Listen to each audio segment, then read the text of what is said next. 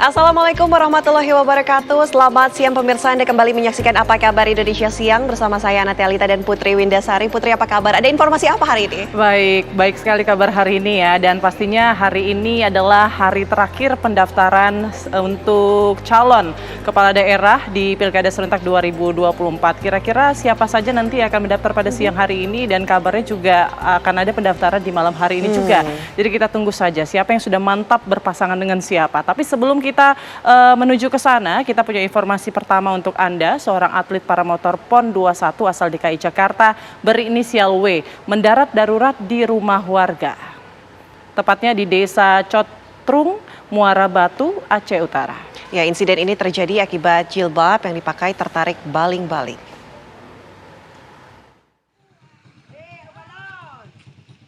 Insiden ini terlihat warga di Desa Cotrung yang sedang asik menyaksikan kegiatan uji terbang resmi. Mereka melihat salah satu dari paramotor terjatuh di atas rumah warga perkampungan dan terhempas di atas pagar.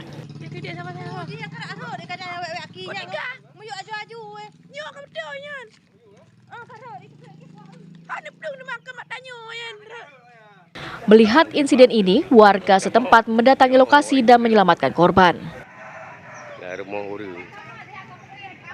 Korban terjerat leher dengan jilbabnya dalam keadaan lepas. Ketua Paramotor Indonesia selaku Technical Delegate Cahyo Alkananta mengatakan kondisi korban telah membaik setelah mendapatkan perawatan dan dapat mengikuti lomba pada 29 Agustus ini. Siap terbang ya? Nih. Siap, Pak. Gimana, sudah siap? Besok? Siap. Tadi nggak apa-apa ya? Tampak sebuah video memperlihatkan korban dalam keadaan sehat dan kondisinya sudah membaik. Akibat insiden ini, paramotor yang dipakai korban rusak parah. Dari Aceh Utara Aceh, Saiful, TV One mengabarkan.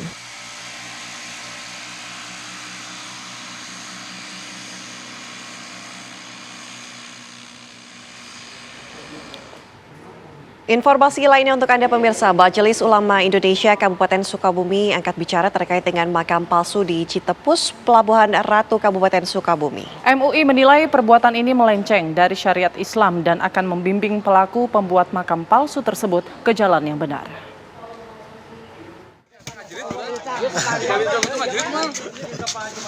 Pembongkaran makam keramat yang katanya ini untuk jarahan ya.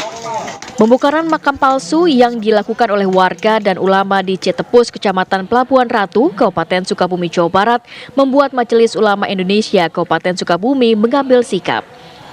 Menurutnya, pembuatan makam palsu yang akan dijadikan praktek pesugihan yang dilakukan pria inisial J asal Ciomas, Banten ini sangat mencoreng agama Islam dan tidak ada dalam syariat Islam. Tanggung jawabkan, tidak ada orang jago di sini. Sementara pelaku J meyakinkan bahwa dirinya tidak menyebutkan itu pemakaman. Hanya petilasan yang harus didoakan sebagai bentuk penghargaan kepada leluhur. Di antaranya Eyang Prabu Siliwangi dan Nyai Sekar Arum. J menyangkal jika dirinya mengajak orang tua untuk melakukan persembahan atau ritual di pemakaman tersebut karena keyakinan setiap orang berbeda. Sementara dirinya meyakini bahwa area makam palsu itu sebagai tempat leluhur yang harus dihormati sebagai bentuk penghormatan sejarah. Majelis Ulama Indonesia Kabupaten Sukabumi menyayangkan perbuatan yang dilakukan J, warga Ciomas, Banten ini di wilayah Kabupaten Sukabumi. Bahwa terkait makam palsu atau makam bohong, saya kira itu perbuatan yang tidak baik dan tidak dibenarkan dalam ajaran Islam. Hingga saat ini polisi sudah memulangkan J ke daerah tersebut karena tidak ada laporan warga maupun pengikut yang merasa dirugikan. Sementara makam dan padepokannya hingga saat ini sudah rata dengan tanah dan difungsikan kembali menjadi hutan produksi oleh pemiliknya. Dari Sukabumi, Jawa Barat, Rizky Gustana, TV One mengabarkan. Pemirsa, seorang balita dianiaya oleh pengasuh saat akan disuruh tidur dengan cara menggigit kakinya yang terjadi di perumahan Bukit Sejahtera, Kecamatan Ilir Barat 1, Kota Palembang, Sumatera Selatan. Dan kini polisi telah memburu si pengasuh balita.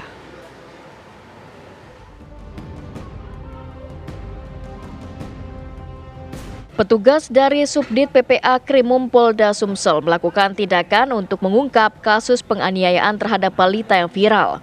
Sang pengasuh yang merupakan pelaku penganiayaan balita kabur setelah kejadian dan videonya viral. Awal mula kejadian pada hari Kamis tanggal 22 Agustus 2024 sangat terlihat jelas saat dua balita ini lagi asik-asiknya bermain di atas tempat tidur. Namun tiba-tiba salah satu balita menangis menjerit menahan rasa sakit setelah satu kaki bocah ini digigit sang pengasuh untuk disuruh tidur.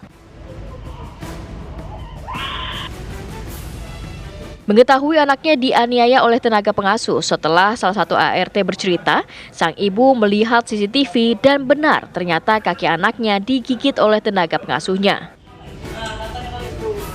Ibu sang bocah langsung melaporkan tenaga pengasuh yang baru 1 bulan bekerja ke Polda Sumsel. Pelaku, ya, seorang perempuan itu sampai sekarang belum diketemukan karena setelah kejadian yang bersangkutan melarikan diri.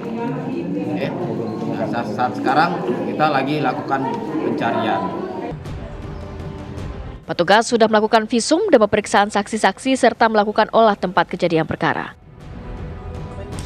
Dari Palembang, Sumatera Selatan, Syamsul Rizal, TV One mengabarkan. Pemirsa, puluhan petugas gabungan TNI Polri, BPBD, Damkar, dan Satpol PP mengalami keracunan massal setelah acara gladi bersih persiapan pengamanan kunjungan Presiden Joko Widodo di Tasikmalaya, Jawa Barat. Para petugas itu keracunan setelah mengonsumsi nasi kuning.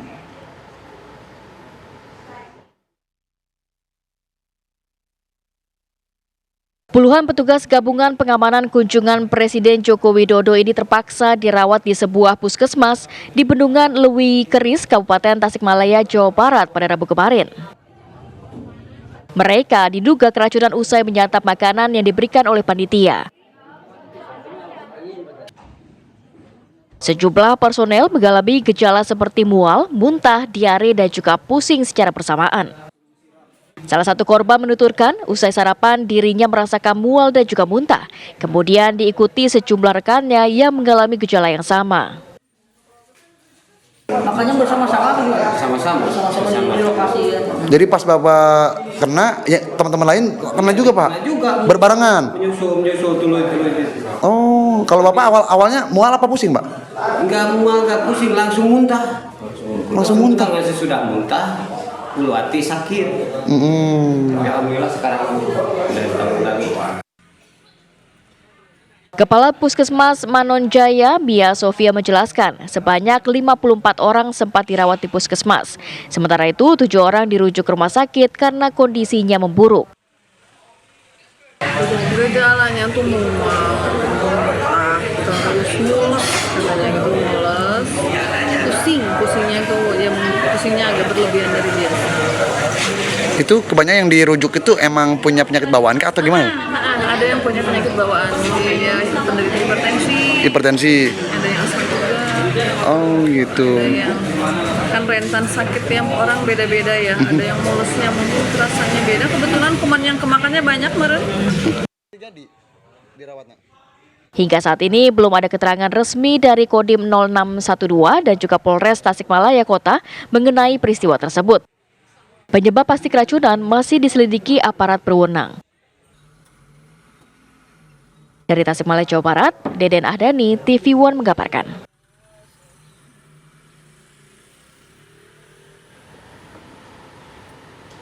Modus membeli obat di apotik, pasangan suami istri nekat melakukan aksi pencurian sepeda motor tengah hari bolong di kawasan Pulau Gadung, Jakarta Timur. Dalam melancarkan aksi pencurian tersebut, Pak Sutri ini mengajak buah hatinya.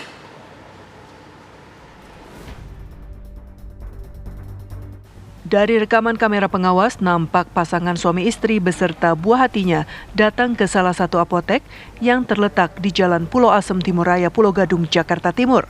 Istri bersama anaknya masuk ke apotek dengan modus membeli obat. Saat istri dan anaknya berada di dalam apotek, pria ini langsung melancarkan aksinya dengan merusak kunci kontak sepeda motor jenis Matic milik penghuni indekos. Hanya dalam hitungan detik, kunci kontak motor mampu dirusak.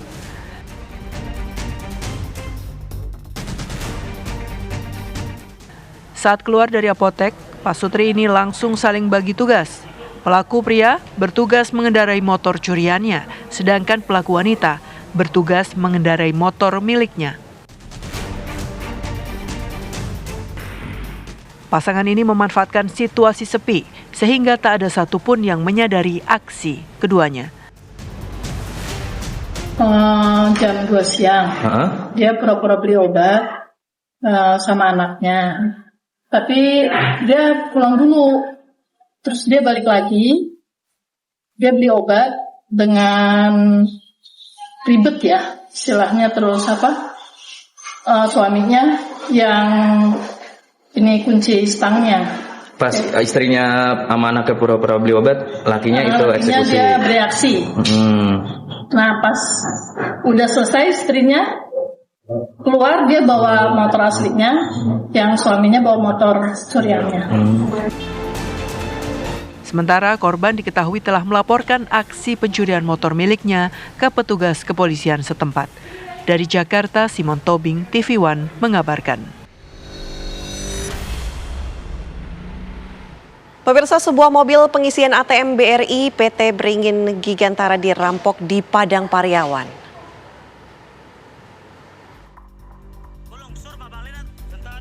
Sebuah mobil pengisian ATM BRI PT Beringin Gigantara yang membawa uang sebesar 5,6 miliar rupiah dirampok di flyover Bandara Internasional Minangkabau, Kabupaten Padang Pariaman, Sumatera Barat.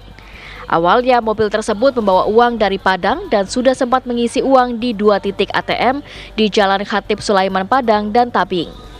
Namun dalam perjalanan, pengawal mobil ATM yang merupakan anggota kepolisian meminta agar diantarkan ke rumahnya terlebih dahulu untuk mengantarkan barang.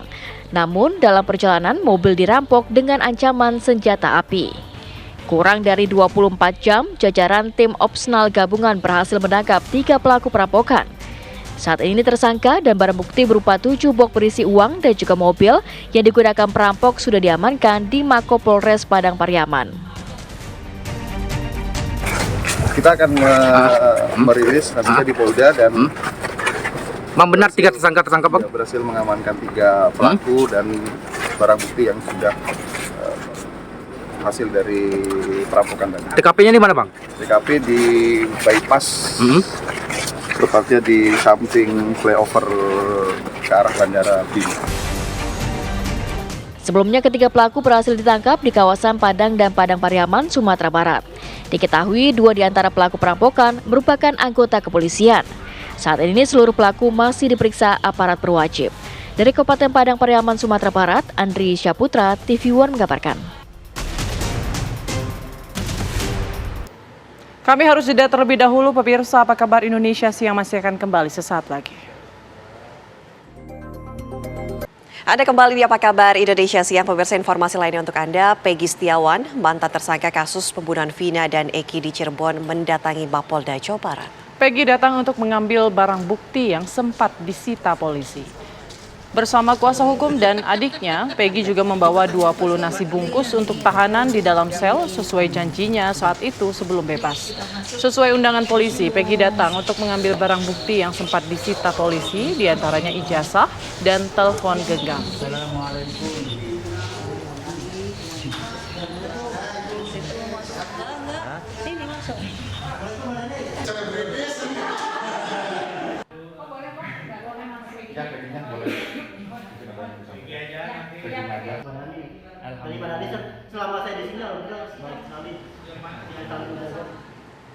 Tim kuasa hukum terpidana kasus pembunuhan Vina dan Eki pada tahun 2016 silam, Sudirman, mendatangi Pengadilan Negeri Kota Cirebon, Jawa Barat. Kedatangannya itu untuk mendaftarkan diri sidang peninjauan kembali dengan menyerahkan berkas novum baru. Juga didampingi keluarga, terpidana Sudirman, tim kuasa hukum dari Peradi mengajukan permohonan sidang PK. Diketahui sebelumnya, ke-6 terpidana kasus pembunuhan Vina juga mengajukan sidang PK. Kuasa hukum terpidana berharap sidang PK bisa disatukan dengan sidang perdana ke-6 terpidana lainnya yang akan digelar 4 September mendatang.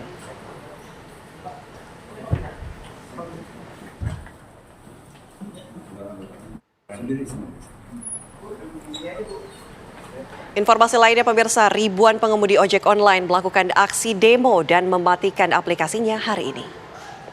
Mereka menuntut penurunan biaya potong aplikasi hingga melegal pekerjaan ojek online dalam undang-undang. Dengan aksi demo ini, mereka tidak akan membuka aplikasi sehingga bisa berdampak pada operasional pelanggan termasuk pengiriman barang.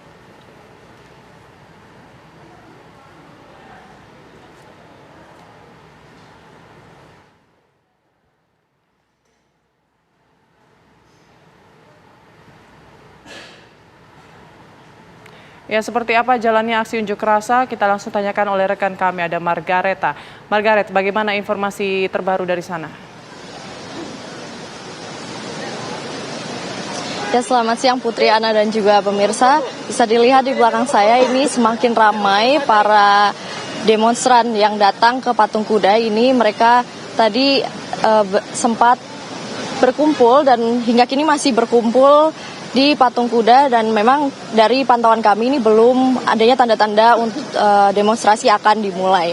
Dan bisa dilihat di belakang saya ini pemirsa semakin ramai sejak pantauan kami tadi pagi, dan rencananya aksi demo ojek online dan kurir se-Jabodetabek ini yang rencananya dimulai pukul 12 ini mengalami keterlambatan karena memang masih menunggu beberapa kelompok-kelompok ojek online lainnya. Nah, nantinya demo berlangsung dengan rute Istana Merdeka dan kantor-kantor ojek online.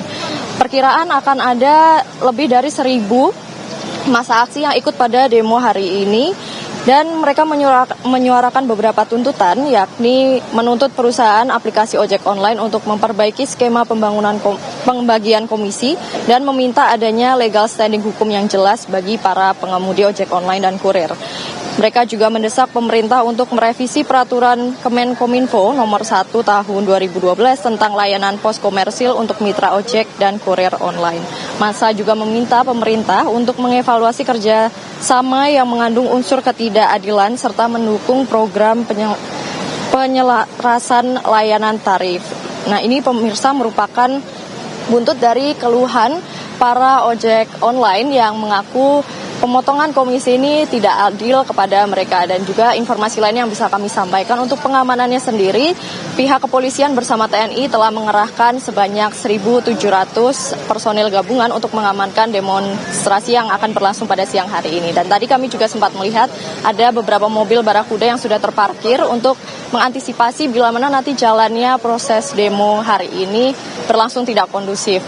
Dan jalan di Patung Kuda, di sekitaran Patung Kuda, di Jalan Merdeka Barat ini juga sudah ditutup, sehingga bagi para pemirsa di rumah yang ingin melewati jalan di sekitaran Patung Kuda diharapkan untuk mengambil jalan alternatif lainnya. Demikian, kembali ke studio. Selamat datang di kawasan Patung Kuda. Terima kasih atas kerjasamanya ketika kedatangan sampai dengan saat ini sudah berada di kawasan Patung Kuda. Ya, pemirsa, kami harus jeda terlebih dahulu. Usai jeda kami akan hadirkan informasi pegawai negeri sipil yang ditetapkan sebagai tersangka atas kasus kekerasan dalam rumah tangga di Kota Bekasi, Jawa Barat. Sesaat lagi kami akan kembali. Anda kembali di Apa Kabar Indonesia Siang, pemirsa. Dalam rangka kunjungan kerja, Menteri Pertahanan Republik Indonesia Prabowo Subianto mengunjungi Akademi Militer di Magelang, Jawa Tengah. Kedatangan Prabowo Subianto tersebut sekaligus menjalani kerjasama dengan Menteri Pertahanan Australia Richard Marles. Agenda utama dalam pertemuan ini yaitu menyambut kedatangan tamu kehormatan Menteri Pertahanan Australia Richard Marles untuk kemudian melakukan penandatanganan kerjasama di sektor pertahanan kedua negara tersebut. Selain penandatanganan kerjasama di sektor pertahanan, dalam pertemuan ini juga diadakan perbincangan tertutup oleh kedua menteri guna membahas langkah dan strategi di sektor pertahanan untuk ke depannya.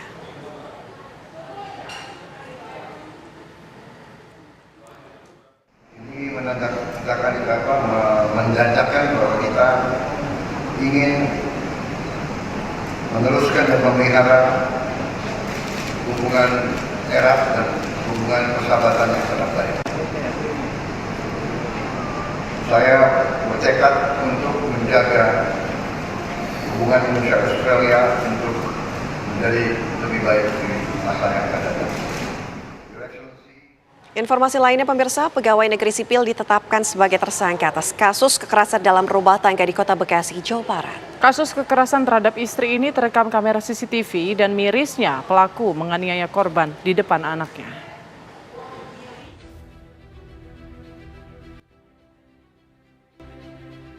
Inilah video viral kekerasan dalam rumah tangga atau KDRT yang terjadi di Mustika Jaya, Kota Bekasi. Dalam video tersebut, korban M ditendang, dipukul lengannya hingga dilempar gelas plastik oleh oknum pegawai Ditjen Pajak berinisial F. Mirisnya, aksi kekerasan tersebut dilakukan di depan anaknya sendiri. Diketahui kekerasan yang dialami M sejak tahun 2021 hingga tahun 2023. Korban M telah melaporkan kasus KDRT ini pada Januari 2024 ke Polres Metro Bekasi Kota. Kemudian pada Maret 2024, M kembali melaporkan kasus kekerasan ini ke Polda Metro Jaya. Namun kasus ini kembali dilimpahkan kembali ke Polres Bekasi Kota setelah dialihkan visum fisik maupun psikologis. Polisi sudah memeriksa pelaku F dan sudah ditetapkan sebagai tersangka. Dan kita sudah ke tahap penetapan tersangka. Dan mungkin hari ini tadi rekan-rekan penyidik sudah melakukan pemeriksaan terhadap tersangka. Untuk hal-hal yang lain yang dilakukan oleh penyidik, yaitu salah satunya melakukan pemeriksaan ahli psikiatrikum. Jadi kita sudah mendapat keterangan visum psikiatrikum dari korban dan dari Rumah Sakit Polri ya rekan-rekan, dan inilah menjadi dasar kita untuk melakukan tindakan penyidikan lebih lanjut. Sejauh ini polisi sudah mengamankan barang bukti berupa video rekaman CCTV. Dugaan sementara kasus KDRT ini dipicu masalah ekonomi. Dari Bekasi, Jawa Barat, Kurnia Dwi Hapsari, TV One mengabarkan. Ya pemirsa, hari ini bakal calon gubernur dan wakil gubernur Banten Andra Soni dan juga Dimyati Natakusuma rencananya akan mendaftar siang hari ini ke kantor KPU Banten. Andra Diamti mendaftar dengan partai pengusung yang tergabung dalam Koalisi Indonesia Maju atau KIM, namun minus Partai Golkar. Berdasarkan susunan acara Pesta Rakyat yang nanti akan digelar oleh Andra Soni Dimyati beserta rombongan, di mana saat ini akan berangkat bersama ke KPU Banten dari Rumah Aspirasi, di mana dijadwalkan tiba di KPU Banten pukul 14 waktu Indonesia Barat. Setelah nanti dari KPU Banten, rencananya jika sesuai jadwal, nanti mereka akan kembali ke lokasi Pesta Rakyat. Ya, diketahui Andra sendiri adalah politikus Partai Gerindra dan Dimyati wakilnya adalah politikus Partai Keadilan Sejahtera atau PKS. Kini keduanya diusung oleh 8 partai pasca Golkar menarik dukungan. Kedua pasangan ini kini sudah hampir tiba di kantor KPU Banten untuk mendaftarkan diri ikut serta dalam Pilkada serentak 2024 mendatang. Sebelumnya, pemirsa, Dimyati mengatakan bersama Andra Soni mereka akan fokus membangun Banten dengan skala prioritas infrastruktur. Pembangunan infrastruktur di Provinsi Banten belum merata sehingga terjadi ketimpangan, dan mereka juga menyebutkan pada Gelang dan Lebak, dua wilayah yang membutuhkan skala prioritas pembangunan jalan. Dan seperti apa jalannya ataupun juga jelang pendaftaran dari kedua pasangan ini, kita langsung tanyakan kepada rekan kami yang sudah berada di sana di Banten, ada Herninda Febiola. Herninda, bagaimana informasi terbaru dari sana?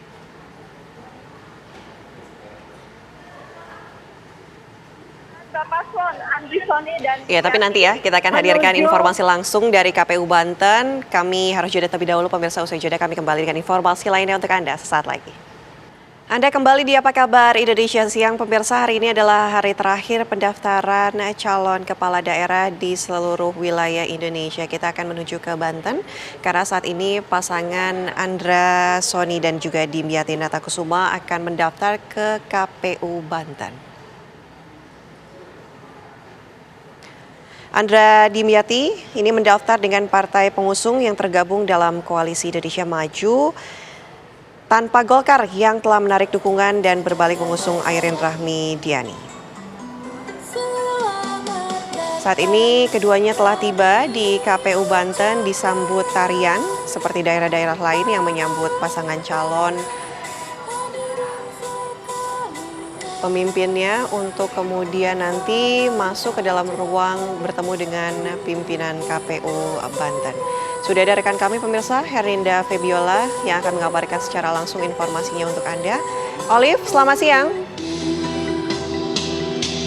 Selamat siang Vena dan juga Ana dan juga pemirsa. Bapak Paslon Andri Soni dan Dimyati sebentar lagi akan memasuki area KPU Provinsi Banten. Sebelum melakukan pendaftaran, kedatangan pasangan Andra Dimyati disambut oleh penari tradisional dan juga lengser, yang mana keberangkatan tadi juga diiringi oleh sejumlah pendukung, yang mana hingga saat ini pendukung mengiringi perjalanan Andra Soni dan juga Dimyati hingga ke nantinya ke dalam ke KPU.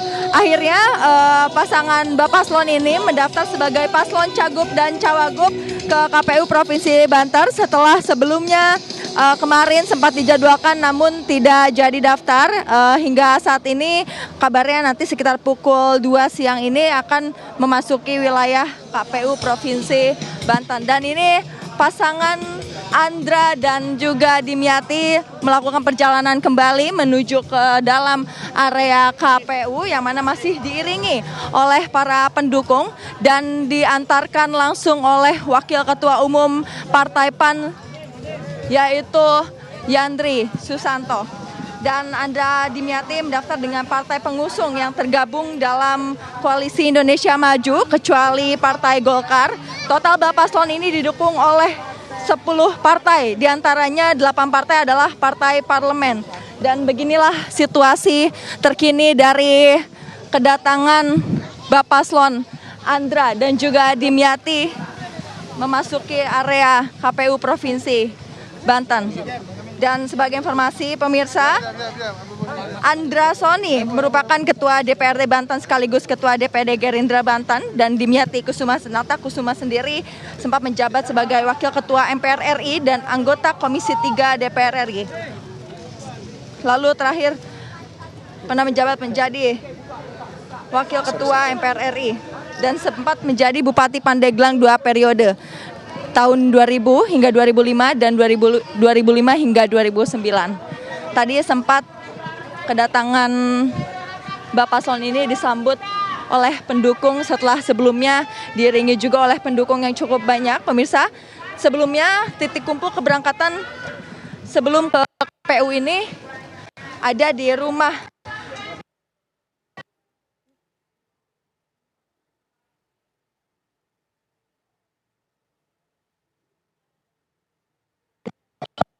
Banten.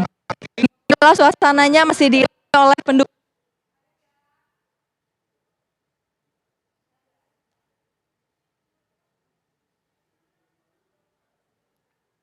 Herninda, nampaknya ada gangguan komunikasi. Masih dilakukan penyambutan oleh staf KPU.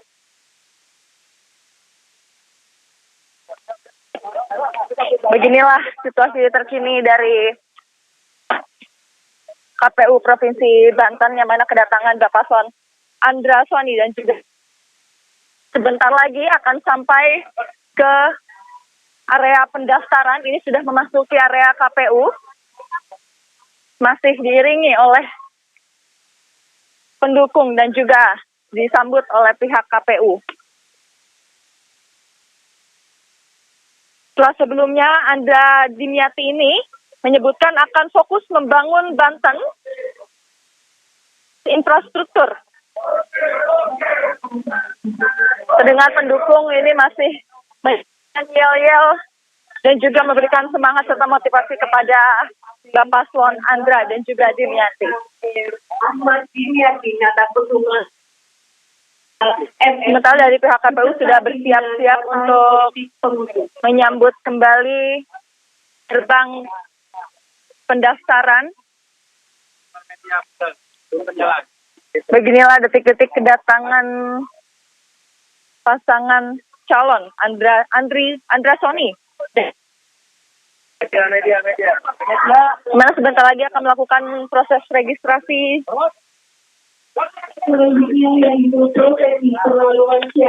Yang akan diberikan. Berikut ini adalah prosesi pengalungan syal, merupakan salah satu prosesi penyambutan dari pihak KPU dan dilakukan langsung oleh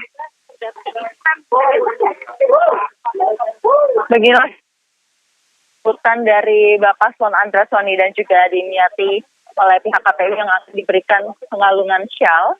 sebagai bukti penyambutan dan juga prosesi pendaftaran. Selanjutnya, kami persilakan kepada bakal pasangan calon untuk media registrasi. Setelah dilakukan pemasangan syal, Bapak Paslon Andra dan ke meja registrasi.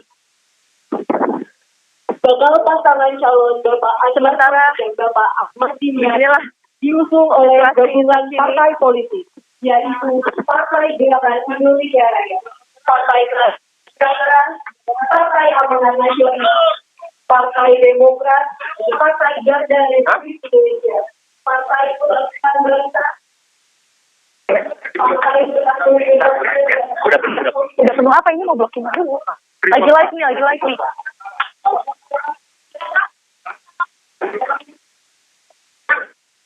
Aduh, nanti dulu.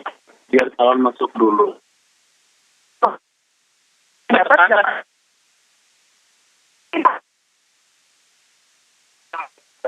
Nggak bisa Pak, ini nggak bisa tunggu. Nanti kita akan pantau kembali bagaimana proses pendaftaran dari calon gubernur dan wakil gubernur Banten, ya ini Andra Soni dan juga Dimyati. Tapi kami harus jeda terlebih dahulu, sesaat lagi kami akan kembali.